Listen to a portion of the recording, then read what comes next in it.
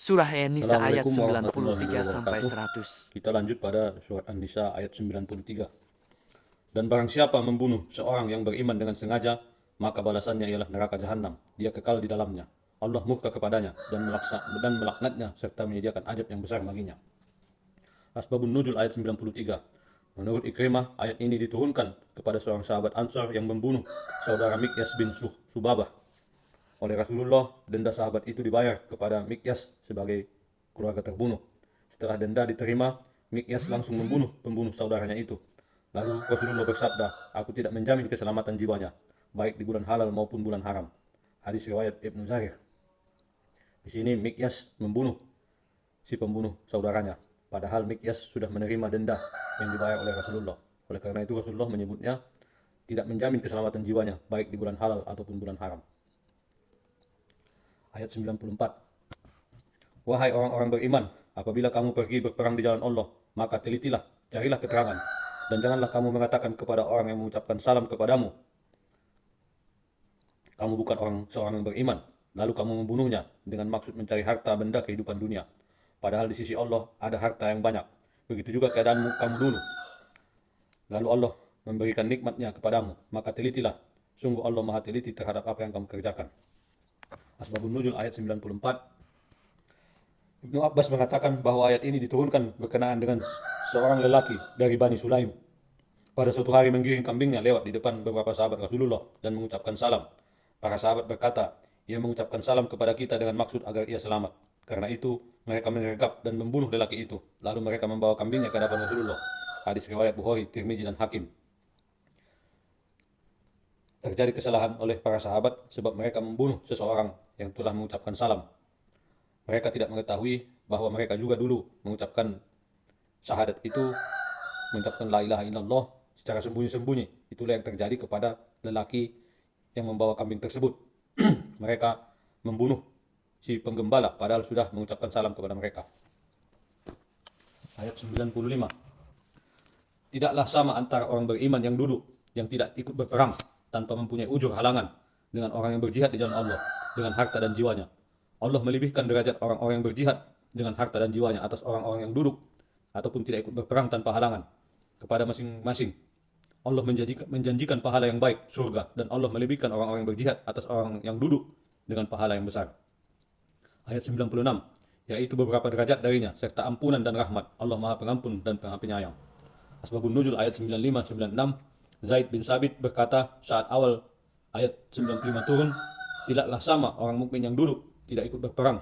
Rasulullah bersabda, panggillah si fulan. Kemudian si fulan datang dengan membawa kertas dan tinta. Rasul berkata, tulislah. Sementara itu di belakang Rasulullah, Ibnu Umum Maktum berkata, wahai Rasulullah, bagaimana denganku? Aku ini buta. Atas ucapan itu turunlah lanjutan ayat ini yang tidak mempunyai ujur hingga ayat 96. Hadis riwayat Bukhari. 97. Sesungguhnya orang-orang yang dicabut nyawanya oleh malaikat dalam keadaan menjelmi diri sendiri. Mereka para malaikat bertanya, bagaimana kamu ini? Mereka menjawab, kami orang-orang yang tertindas di bumi Mekkah. Mereka para malaikat bertanya, bukankah bumi Allah itu luas sehingga kamu dapat berhijrah berpindah-pindah di bumi itu? Maka orang-orang itu tempatnya di neraka jahanam, dan jahanam itu seburuk-buruk tempat kembali. Asbabun Nuzul ayat 97.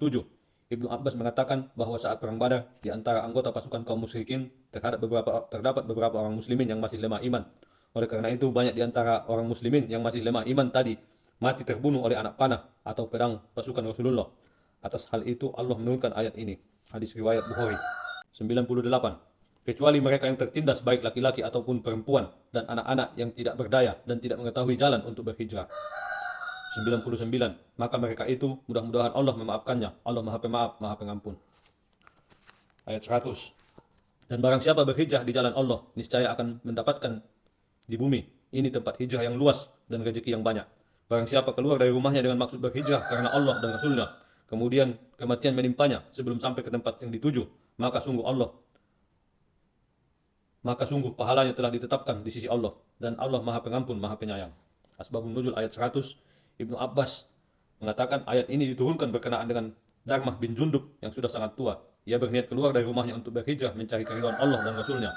Ia pun berpesan kepada keluarganya, bantulah aku keluar dari negeri kaum musyrik ini dan antar aku kepada Rasulullah. Maksudnya pindah dari Mekah menuju Madinah. Keluarganya menyanggupinya, namun sebelum sampai di hadapan Rasulullah, ia wafat di tengah perjalanan. Hadis riwayat Ibnu Abi Hatim dan Abu Ya'la. Demikian akhir ayat 100. Assalamualaikum warahmatullahi wabarakatuh. Syalat dalam perang ataupun Assalamualaikum perjalanan. warahmatullahi wabarakatuh. Surah Kita An-Nisa lanjut kepada 101 sampai Surat 104. An-Nisa ayat 101. Dan apabila kamu bepergian di bumi, maka tidaklah berdosa kamu mengkosor solat. Jika kamu takut diserang orang kafir, sesungguhnya orang kafir itu adalah musuh yang nyata. Asbabun Nuzul ayat 101. Menurut Ali, ayat ini diturunkan berkenaan dengan orang dari Bani Najjar yang suatu ketika bertanya kepada Rasulullah, "Wahai Rasulullah, sesungguhnya kami ini sering bepergian untuk berniaga. Bagaimana cara kami mengerjakan sholat?" Hadis riwayat Ibnu Jarir. Atas pertanyaan ini turunlah ayat 101 yang menyatakan jika kita bepergian di bumi, maka tidak berdosa kamu mengkosor sholat. Mengkosor artinya memendekkan sholat. Memendekkan dari 4 rakaat menjadi 2 rakaat. Apa saja yang boleh dipendekkan? Zuhur, asar, dan isya. Jadi 2 rakaat. Untuk subuh dan maghrib tidak berlaku. Kemudian kita mengenal ada yang namanya jamak. Jamak ini artinya mengumpulkan dalam suatu waktu. Misalnya sholat zuhur dan sholat asar dikerjakan pada sholat zuhur, disebut jamak takdim. Waktu maghrib dan isya dikerjakan waktu isya, ini disebut jamak takhir, mengakhirkan waktu. Sholat jamak ini dikerjakan masing-masing 4 rakaat. Pertama kita laksanakan sholat zuhur 4 rakaat, setelah kita laksanakan sholat asar 4 rakaat. Ataupun ketika waktu sholat asar kita melaksanakan 4 rakaat dulu, setelah salam kita kembali melanjutkan sholat zuhur sebanyak 4 rakaat. Inilah yang disebut dengan sholat jamak. Artinya dalam satu waktu itu kita melaksanakan sholat sebanyak 8 rakaat. Kemudian ada juga yang dikenal dengan jamak qashar. Jamak qashar ini adalah menyatukan dan memendekkan.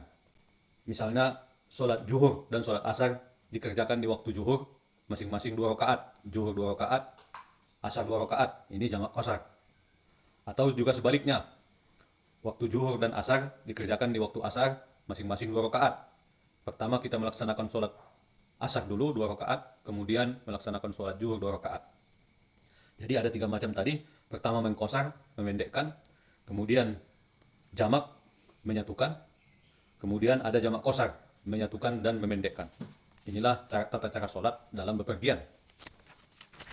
Selanjutnya ayat 102. Dan apabila engkau Muhammad berada di tengah-tengah mereka sahabatmu, lalu engkau hendak melaksanakan sholat bersama-sama mereka, maka hendaklah segolongan dari mereka berdiri sholat besertamu dan menyandang senjata mereka. Kemudian apabila mereka yang sholat besertamu sujud telah menyempurnakan 1 rakaat, maka hendaklah mereka pindah dari belakangmu untuk menghadapi musuh. Dan hendaklah datang golongan lain yang belum sholat, lalu mereka sholat denganmu. Dan hendaklah mereka bersiap siaga dan menyandang senjata mereka. Orang-orang kafir ingin agar kamu lengah terhadap senjatamu dan harta bendamu. Lalu mereka menyerbu kamu sekaligus. Dan tidak mengapa kamu meletakkan senjata-senjatamu. Jika kamu mendapat suatu kesusahan karena hujan ataupun karena kamu sakit. Dan bersiap siagalah kamu. Sungguh Allah telah menyediakan azab yang menghinakan bagi orang-orang kafir itu. Asbabun Nuzul ayat 102. Abu Hurairah menjelaskan bahwa suatu saat kaum mukminin mendirikan sholat zuhur bersama Rasulullah di Aspan. Saat bersamaan kaum musyrikin di bawah pimpinan Khalid bin Walid menyerbu secara tiba-tiba dari arah kiblat. Kaum musyrikin berkata, mereka dalam keadaan lengah. Sebentar lagi akan datang waktu asar yang lebih mereka cintai daripada nenek moyang mereka sendiri. Lalu Jibril datang antara waktu setelah sholat zuhur dan sebelum asar untuk menyampaikan ayat ini. Hadis riwayat Tirmizi. Ayat 103. Selanjutnya apabila kamu telah menyelesaikan sholatmu, ingatlah Allah ketika kamu berdiri, pada waktu duduk dan ketika berbaring. Kemudian apabila kamu telah merasa aman, maka laksanakanlah sholat itu sebagaimana biasa. Sungguh sholat itu adalah kewajiban yang ditentukan waktunya atas orang-orang yang beriman. Ayat 104. Dan janganlah kamu berhati lemah dalam mengejar mereka musuhmu. Jika kamu menderita kesakitan, maka ketahuilah mereka pun menderita kesakitan pula, sebagaimana kamu rasakan. Sedang kamu masih dapat mengharapkan dari Allah apa yang tidak mereka harapkan. Allah Maha mengetahui, Maha bijaksana. Ayat ini menjelaskan bagaimana kita harus bersungguh-sungguh mengejar musuh kita. Walaupun terasa sakit, mereka juga merasakan itu. Tetapi mereka tidak dapat mengharapkan sesuatu apapun dari Allah, karena mereka tidak dapat pertolongan dari Allah.